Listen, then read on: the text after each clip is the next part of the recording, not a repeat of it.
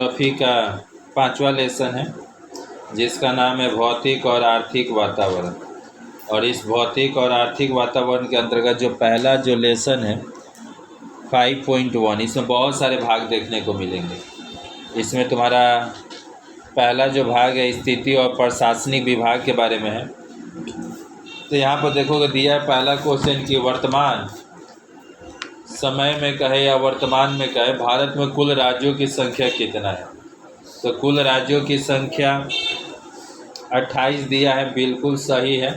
ठीक, बीच में क्या हुआ था कि ये पहले 28 था, 2018 के करीब में बताया था कि 29 हुआ, अब फिर से वापस 28 आ गया। यानी हम लोग कभी भी कहीं भी पूछे कि राज्यों की संख्या कितना है तो 28 बोलकर आप निकल जाइए।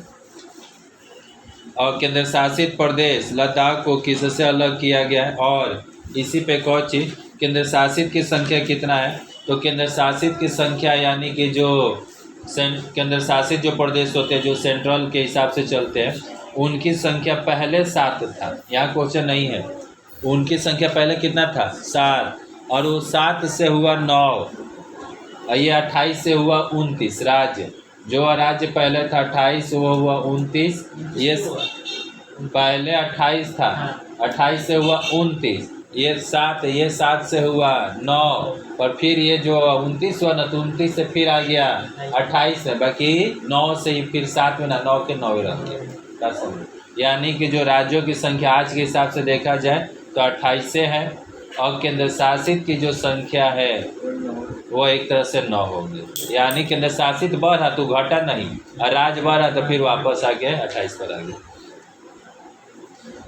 तो केंद्र शासित प्रदेश लद्दाख को किससे अलग किया गया है तो है हमारा जम्मू और कश्मीर।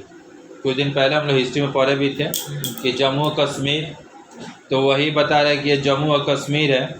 इसी से मतलब बताया गया है कि लद्दाख एक अलग प्रांत बना। केंद्र शासित प्रदेश लद्दाख को किससे अलग किया गया, बोले ना 7 से 9 को हुआ ना, तो 9 को हुआ तो यही जम्मू कश्मीर में से लद्दाख एक निकला था। लिखा केंद्र शासित प्रदेश लद्दाख को किससे अलग किया गया तो जम्मू और कश्मीर से। भारत के मध्य से गुजरने वाली अक्षांश रेखा का नाम क्या है। तो भारत के बीचों बीच ऐसे अक्षांश रेखा जिनकी संख्या 180 कहा जाए, ये भी जानकारी के लिए ज़रूरी है। और बताया जाता है कि जो भारत के बीचों बीच से जो गुजरने वाली जो रेखा है अक्षांश रेखा उसका नाम है कर्क रेखा। और उस कर्क रेखा का मान कितना होता है 23.5 डिग्री। 23.5 डिग्री जो कर्क रेखा है वो भारत के एकदम बीचों बीच से होकर गुजर जाती है। अगला क्वेश्चन दिया है कि भारत में राज्यों का पुनर्गठन का आधार क्या था। यानी कि हम लोग जब पढ़े कि जब देश आज़ाद हुआ, आज़ादी के उपरांत क्या हुआ, सारे राज्यों को एकजुट करने का कार्य चलने लगा, पुनर्गठन का कार्य चलने लगा। तो किस आधार पर राज्यों का पुनर्गठन का आधार बनाया गया तो है भाषा के आधार पर। यानी भाषा के आधार पर राज्यों का निर्माण होने लगा। या ये पंजाब बोलता है तो ये पंजाबी बन जाएगा, पंजाब बन जाएगा। ये गुजराती बोलता है तो ये गुजराती जगह का नाम हो जाएगा। ये बंगला बोलता है तो ये बंगाली हो जाएगा। इस आधार पर राज्यों का पुनर्गठन का आधार बना, जो कि 1953 का समय बतलाया जाता है। तेलंगाना राज्य का गठन इस राज्य के अलग होने से हुआ है। यानी कभी कभी क्या, जैसे यहाँ दिया है तेलंगाना, जो ये नया प्रदेश है। तेलंगाना जो है ये नया मतलब कहा जाए तो राज्य था जो सबसे नया जो टूट के अलग हुआ। तो ये आंध्र प्रदेश, आंध्रा जिसको हम लोग कहते हैं, तो आंध्र प्रदेश से ही जो एक टूट का अलग राज्य हुआ उसका नाम हुआ तेलंगाना। तेलुगु बोलता होगा लोग।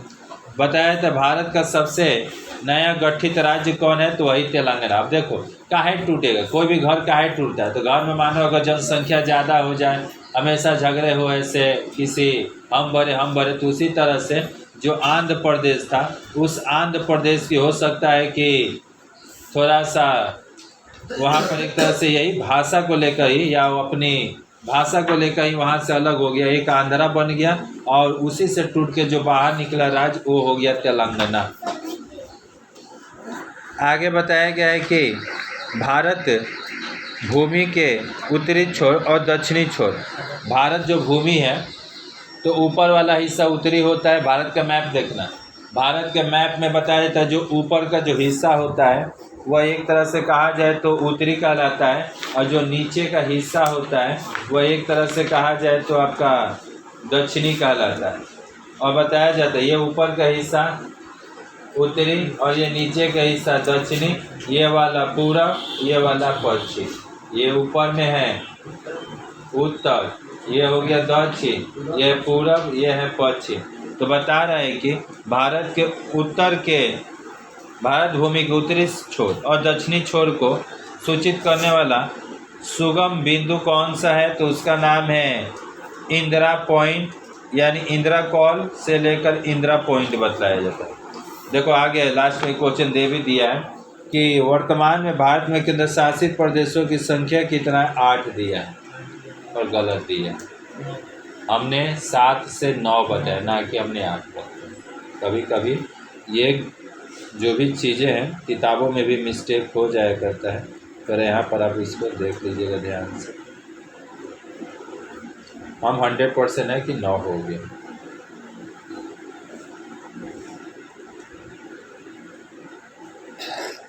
आगे दिया गया कि क्षेत्रफल के अनुसार से अगर देखोगे भारत का सबसे बड़ा राज्य, भारत में टोटल का राज्य 28 और इन 28 राज्य में जो सबसे बड़ा है, नामे में काम छिपा, राजस्थान, राज्य करेंगे, यानी कि जो स्थान सबसे बड़ा है वो है राजस्थान। और आगे देखोगे तो जो क्वेश्चन है कि भारत का सबसे नवीन केंद्र शासित प्रदेश, तो भारत का जो अभी सबसे नया नया बना, पहले कितना बताए थे, पहले बोले थे केंद्र शासित की संख्या कितना, पहले 7 गो, राज्यों की संख्या पहले बोले थे 28 गो। 28 से 2018 में 5 जून को बदला था, बाकी फिर से वो मतलब 28 के जब 29 हुआ, फिर से बाकी 28, हम तो 28 से बोलेंगे अभी भी। बाकी जो केंद्र शासित वाला है ये तुम्हारा 7 से 9 हुआ, बाकी 9 से फिर घस करने, यानी 9 का 9। अब यहाँ देखोगे दिया है, अपने आप पता चल जाएगा कैसे गलत है। देखो कि भारत का सबसे नवीनतम केंद्र शासित प्रदेश कौन है, तो यहाँ क ख दोनों ऑप्शन दिया, लद्दाख और जम्मू कश्मीर। जब 2 को नाम कर तो 2 को 7 और 2 9 होता नहीं है। जब तुम बोल रहे हो कि जम्मू और कश्मीर 1 हुआ, जम्मू कश्मीर 1 में नाम है, और लद्दाख 2, तो जब 2 को 7 और 2 9 तो हुआ ही। भारत और श्रीलंका को अलग करने वाली जो एक जल संधि होता है, भारत का मैप देखना, और उसी के नीचे में एगो श्रीलंका भी दिखलाई देता है, और दोनों के बीच में एगो दरार टाइप का कहा जाए, मतलब गैपिंग रहता है। तो उसी जैसा हम उसको राम सेतु ऐसे बोलते हैं, जो भी हो अपनी भाषा, बाकी उसी को मतलब किताबी भाषा में ये वाला, ये जो गैपिंग है, ये भारत मैप पूरा, और बीच में थोड़ा सा गैप, इसी को पाक जल संधि कहा जाता है, पाक जल संधि। ठीक, और बताया जाता है भारत का क्षेत्रफल की दृष्टि से सबसे छोटा राज्य, अगर मानो कि लंबाई गुने चौड़ाई को ही क्षेत्रफल तो कहते हैं। अब इस क्षेत्रफल के हिसाब से देखोगे तो भारत का सबसे छोटा राज्य जो गोवा के जैसे दिखाई दे, गोवा है। जो सबसे बड़ा था तो राज्य करिए तो राजस्थान था, और जो सबसे छोटा है गोवा के जैसे, जो गोवा मतलब वो गोवा है। आगे है, नाम में ऐसे कुछ कुछ याद रखोगे तो ठीक रहेगा। अंडमान और निकोबार को अलग करता है, तो अंडमान और निकोबार ये हमारे केंद्र शासित प्रदेश हैं। केंद्र शासित प्रदेश कहने का मतलब क्या है, इस पर केंद्र के हिसाब से ही चलेगा, यानी कि जो राज्य होता है ना, तो कुछ ऐसे राज्य जो राज्य है जैसे पश्चिम बंगाल, बिहार, उत्तर प्रदेश और भी जितने भी हैं, इन सभी को चलाने का जो सबसे मेन पावर होता है वो मुख्यमंत्री के पास होता है। अभी बंगाल, इस बंगाल का जो सबसे शक्तिशाली का जो बंगाल के लिए, तो यहाँ की ममता बनर्जी मुख्यमंत्री। और वही अगर बाई चांस कुछ ऐसे राज्य होते जैसे दिल्ली हो गया, दिल्ली का मुख्यमंत्री नहीं, दिल्ली भी केंद्र शासित प्रदेश है, वही उसी पर मैटर वो गड़बड़ हो जाता है। तो दिल्ली हो गया, अंडमान निकोबार हो गया, लक्षद्वीप हो गया, तो ये सब न जो बोले ये सब क्या है, केंद्र शासित। यानी इस पर किसका कंट्रोल होगा, तो मोदी जी, यानी कि जो अभी केंद्र में है सरकार, केंद्र के नाम है केंद्र शासित, नाम क्या है केंद्र शासित, यानी उसको कौन चलाएगा, केंद्र। भले राज्य है पर उस राज्य को चलाने का जो काम है मोदी जी चाहिए, यानी कि उसका जो देख रेख होगा वो सब मोदी जी के इशारे पर होता है। यानी दिल्ली जो है, दिल्ली भले वहाँ के मुख्यमंत्री हेड होंगे, जो भी मुख्यमंत्री, अभी तो दिल्ली में बीजेपी की सरकार हो गया है, इससे पहले अरविंद केजरीवाल का था, बाकी वहाँ पर पूरा दिल्ली चलता था केंद्र, यानी केंद्र में कौन, मोदी जी के इशारे पर ये होता है।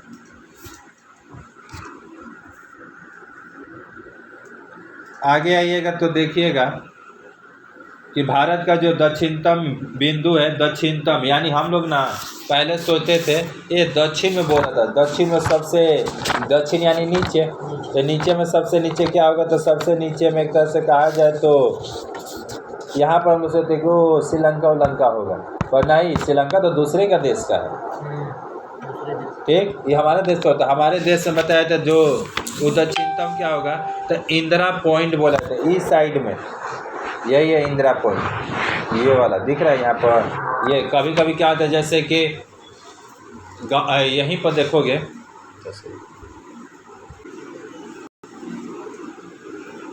तो बताया जाता है कि कर्क रेखा भारत के कितने राज्य से होकर गुजरती है। क्वेश्चन खास है, हमने पढ़ा कि भारत के बीच से होकर गुजरने वाली रेखा को क्या कहते हैं, तो कर्क रेखा, जो एकदम भारत के बीचों बीच, जो भारत का मैप बार बार हम तुमको दिखला रहे हैं किताबों के माध्यम से, तो उस भारत के बीचों बीच से बताया जा रहा है कि जो एक रेखा जाती है इससे करके एकदम मारे पार हो जाएगा, तो कर्क रेखा जिसका मान हम 23.5 डिग्री बताएं, और ये बताया जाता है जब ऐसे पार करेगी ना कर्क रेखा, तो 8 वो राज उसी में चलेगा, तो 8 जना के माथा पर से गुजर के जाएगा, यानी 8 वो राज से होकर गुजर के जाएगा। कौन, कर्क रेखा। भारत भूमि का सर्वाधिक उत्तरी भाग क्या है, तो बताया जाता है भारतीय भूमि का सर्वाधिक ऊपरी भाग क्या है, तो यहाँ बता रहा है कि इंदिरा कॉल दिया है। तेलंगाना राज्य किस राज्य से अलग होकर, बार बार वही दे रहा है, आंध्रा, याद रखना आंध्रा यानी आंध्र प्रदेश, ठीक। भारत का कुल क्षेत्रफल क्या है, तो भारत का कुल क्षेत्रफल अगर देखोगे यानी लंबाई गुने चौड़ाई, लंबाई जितना होगा चौड़ाई जितना होगा, दोनों को आपस में गुना करेंगे, पता चल जाएगा कि क्षेत्रफल कितना होगा। जैसे मेरा घर मान लेते हैं कि 12 फीट लंबा है, 10 फीट चौड़ा है, तो 12 दहिया 120 स्क्वायर फीट समझो कि क्षेत्रफल हो गया, मतलब पूरा स्क्वायर। तो ऐसे ही भारत की लंबाई और चौड़ाई को गुना किया तो बता रहा है कि आया है 32.8 लाख वर्ग किलोमीटर, ये भारत का क्षेत्रफल हो गया। दक्षिण में मन्नार की जो खाड़ी है और पार्क जल डमरू भारत को किस देश से अलग करते हैं, तो उस देश का नाम है पार्क जल डमरू। नीचे में पार्क, नीचे में जो था पार्क जल डमरू, और एक मन्नार की जो खाई है इसको अलग कौन करता है, तो उसका नहीं, भारत में मन्नार की जो खाड़ी और पार्क जल डमरू को किस देश से अलग करता है, तो श्रीलंका से। श्रीलंका ही है जो इसको अलग कर देता है।